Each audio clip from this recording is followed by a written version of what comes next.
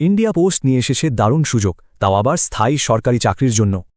ভাবুন একবার, মোট শূন্যপদ প্রায় ৫,০০০-এর কাছাকাছি, ৪,৯৪০টি। তো চলুন প্রথমে দেখে নিই লোয়ার ডিভিশন ক্লার্ক বা এলডিসি পদটি। এখানে দেখুন, যোগ্যতা শুধু উচ্চ মাধ্যমিক পাস, আর বয়স হতে হবে ১৮ থেকে ২৭-এর মধ্যে। এলডিসির পর আসছে জুনিয়র অ্যাকাউন্ট্যান্ট পদ, এটাও কিন্তু গ্রুপ সি।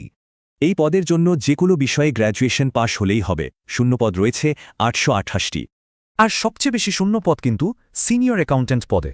দেখুন, ৩,৩১২টা শূন্যপদ, এটা গ্রুপ বি পদ, পে লেভেলও বেশ ভালো, লেভেল 6। কিন্তু এই নিয়োগটা হবে কিভাবে? দেখুন, ৬০% সরাসরি এসএসসির মাধ্যমে।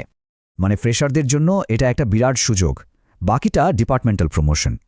পরীক্ষা নেবে স্টাফ সিলেকশন কমিশন, মানে এসএসসি, তাই প্রস্তুতিও সেভাবেই নিতে হবে।